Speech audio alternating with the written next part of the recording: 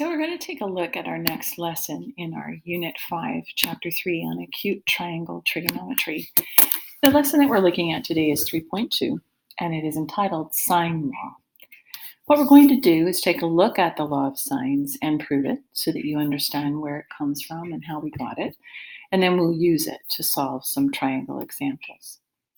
Now, last time we actually talked a little bit about this relationship. We found this relationship between a side and its angle, the angle opposite to it, and the sine value. And we realized that there was this predictable relationship. Well, that relationship is called the sine law or the law of sines. And this came out of the question of how do we use trig when we do not have a right angle in our triangle? And so we played around a little bit with the diagram and tried to come up with a formula that would actually help us. So we're starting, first of all, with an acute triangle in this diagram. And what we've done is simply created a height from the vertex A down to the opposite side and hitting at a right angle. We just called it H for height and then labeled the rest of it. And so what we did was we took two different ways to name this height that we have. And so it went something like this. First of all, in triangle on the left, ABD, which is a right angled triangle, we know that sine of angle B is the opposite side, which we call H, over C. And then on the opposite side, the sine of angle C is the opposite side, which is H over B. And so we end up with these guys. And what we do is, these ones, they're calling it AD instead of H, but that's all fine. And what we did was rearrange it so that we had AD by itself and then put these two things equal to each other. And when we did and shifted things around a little bit, dividing by the sine of C and then divided by the sine of B, we got the first part of what we're calling the law of sines. Now that's good for angle C and angle B. So let's turn our triangle around a little bit and do it so that we can actually include angle A in this as well and prove that it works in the same way. So now we're taking a look at the triangle that's on the top. And what we see is that the sine of angle A is BE divided by C. And then we do it for the angle C. Angle C is BE over the side called A. Rearrange everything again, put them equal to each other, and shift things around. And what you have is that C sine C is equal to A over sine A. And that means if those two are equal, and this one was equal to B sine B, then all three of them are actually equal.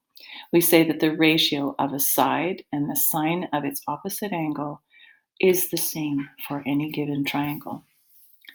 And so when we put this all together, it creates a useful relationship we call the sine law. And here it is. So make sure if you haven't already copied it down that you do so. And remember, it has to do with a side and its opposite angle, the sine of its opposite angle. And remember that it's useful to use it when we have triangles that are acute and they do not have a 90-degree angle in them. So we're going to take a look at the first one. A triangle has angles measuring 80 and 55.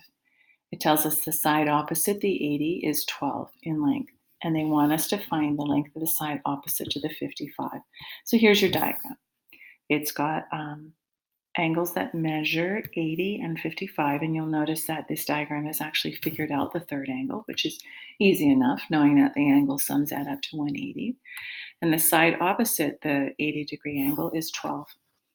And so we're supposed to find the side opposite to the 55, and so that means we're looking for B. So let's take a look at the work. Here's your diagram once again. So I'm going to set it up as B sine B over sine B is equal to A over sine A. So I plug in my numbers. I don't know what B is, but it's sine of 55 equals 12 over the sine of 80. Now I want to get rid of the dividing by sine of 55, so I multiply it on both sides. And actually, if you look at mine, I wasn't really looking ahead all that much. And so what I actually did was cross multiplied and then got rid of sine 80. Whatever the case may be, these guys cancel and you're left with this. And plugging this into the calculator, you get an answer that B is 9.98. So it's approximately 10. Here's a simple word problem. Toby uses chains attached to hooks on the ceiling and a winch to lift engines at his father's garage. The chains, the winch, and the ceiling are arranged as follows. What are the angles that the chain makes with the ceiling?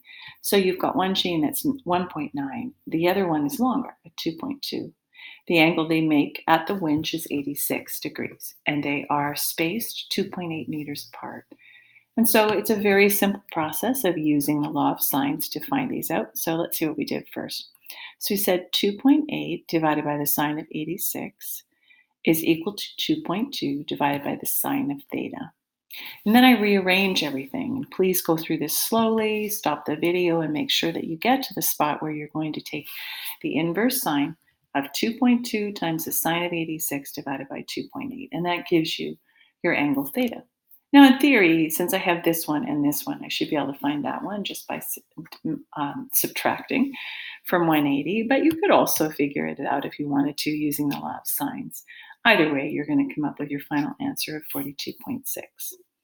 So there you have it. That's the sine law and a couple of examples of how we use it. So do take the time to go through your homework to make sure that you've given yourself lots of chances to practice and bring questions that you have to class tomorrow. Good luck, everyone.